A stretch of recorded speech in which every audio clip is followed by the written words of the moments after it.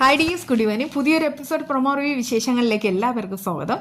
അങ്ങനെ ചന്ദ്രബാബു അഭിഷേകിന്റെ റൂമിൽ വരുമ്പോൾ തന്നെ അദ്ദേഹത്തിന് ഒരു മരുന്ന് കിട്ടുകയാണ്. അതാണെങ്കിൽ ആ കണ്ണം വൈദ്യർ അഭിഷേകിനെ തളർത്തിയിടാനും മറ്റുള്ളവർ വരുന്ന സമയത്ത് അവൻ എഴുന്നേൽക്കാതിരിക്കാൻ ബോധം കെടുത്താനുള്ള മരുന്നാണ്. സത്യത്തിൽ അത് എന്താണെന്നൊക്കെ ചോദിക്കുന്ന സമയത്ത് തന്നെ ദേവരാജൻ പറയുന്നുണ്ട്, അത് എൻ്റെ കാലിന് മുട്ടുവേദനയാണ്, മുട്ടുവേദനയായതുകൊണ്ട് പുരട്ടാനുള്ള മരുന്നാണെന്ന്.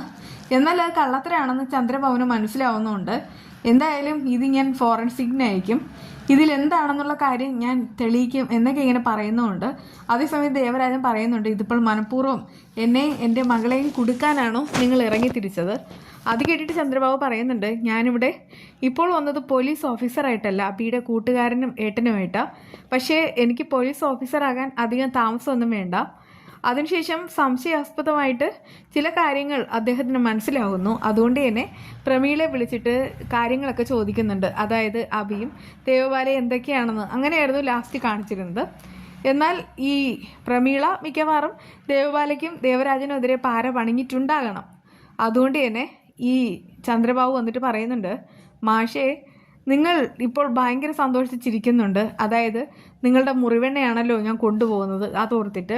പക്ഷെ ഞാൻ ഒരു കാര്യം പറയാം, എനിക്ക് സംശയം തോന്നിയിട്ട് തന്നെയാണ് ഞാനിത് കൊണ്ടുപോകുന്നത്. നിങ്ങളുടെ മകൾ പറയുന്നു ഇത് ആ കണ്ണ വൈദ്യരാണ് നിങ്ങൾക്ക് തന്നതെന്ന്.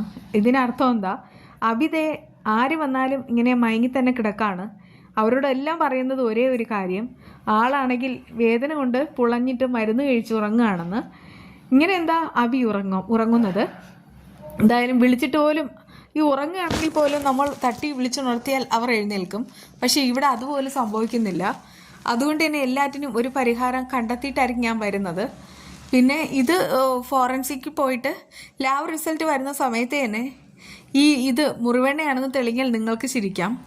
പിന്നെ ഇത് മറ്റെന്തെങ്കിലും മരുന്നാണെങ്കിൽ ഈ ചന്ദ്രബാബുവിൻ്റെ മറ്റൊരു മുഖം നിങ്ങൾ കാണാൻ പോകുന്നതേ ഉള്ളൂ. നിങ്ങളുടെ മകൾ കാരണം നിങ്ങളും അകത്തേക്ക് പോകും. അത് 100% ഉറപ്പുള്ള കാര്യമാണ്. എന്തായാലും ഇത് ഞാൻ അങ്ങനെ വിടുമെന്ന് വിചാരിക്കേണ്ട. ഞാനിവിടെ വന്ന സമയത്ത് തന്നെ നിങ്ങൾ അച്ഛനും മോളും ഒരുപാട് വാക്കുകൾ കൊണ്ട് എന്നെ പരിഹസിച്ചു. അതെല്ലാം ഞാൻ കേട്ടു നിന്നു, ഓക്കെ. പക്ഷേ എനിക്കൊരു കാര്യം മനസ്സിലായി, നിങ്ങൾക്ക് ഈ കള്ളം മറയ്ക്കാൻ അറിയില്ല. അതുകൊണ്ട് തന്നെ ഞാൻ ഈ കള്ളം പുറത്തു കൊണ്ടുവരും, അത് ഉറപ്പാണ്. അങ്ങനെ അവർ മുറിവെണ്ണ എന്ന് ദേവരാജൻ പറയുന്നു. പക്ഷേ ആ വൈദ്യര് കൊടുത്ത മരുന്നുമായിട്ട് ചന്ദ്രബാബു അവിടുന്ന് പോവാണ്. എന്നാൽ ദേവബാലയുടെ കണ്ണൊക്കെ തുറച്ചുന്തി നിൽക്കുന്നു. അവൾക്കറിയാം ഇത് മയക്കാനുള്ള ഒരു മരുന്നാണെന്ന്. അതുകൊണ്ട് തന്നെ അത് ഫോറൻസിക്ക് തെളിഞ്ഞാൽ ചന്ദ്രബാബുവിന് ഇത് ഏറ്റവും വലിയൊരു തെളിവായിരിക്കും. അങ്ങനെ ഈ ഒരു തെളിവ് കിട്ടിയാൽ പിന്നെ തങ്ങളുടെ കാര്യത്തിലൊരു തീരുമാനം ഉണ്ടാവുകയും ചെയ്യും. പിന്നെ കാണിക്കുന്നത് ഇഷയുടെ പപ്പയെയാണ്.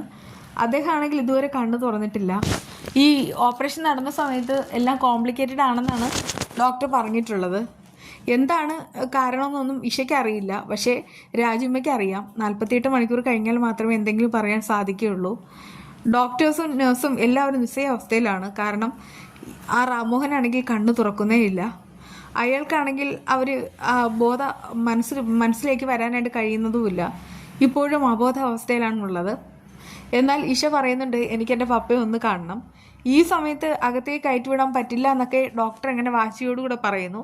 എങ്കിലും അവൾക്ക് ദൂരെ നിന്ന് കാണാനുള്ള ഒരു ചെറിയൊരു അവസരം കൊടുക്കുകയാണ്. എന്നാൽ പുറത്ത് നിന്നിട്ട് അവൾ അകത്തേക്ക് നോക്കുമ്പോൾ ഇങ്ങനെ അദ്ദേഹമാണെങ്കിൽ ഇങ്ങനെ കിടക്കുന്നുണ്ട്. പക്ഷേ കണ്ണുപോലും തുറക്കാതെ കിടക്കുന്ന കണ്ടിട്ട് അവൾക്ക് ഭയങ്കരമായിട്ട് സങ്കടമാവുന്നു.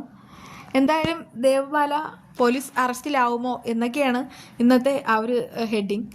എന്തായാലും നമുക്ക് നോക്കാം. വീണ്ടും കാണാം.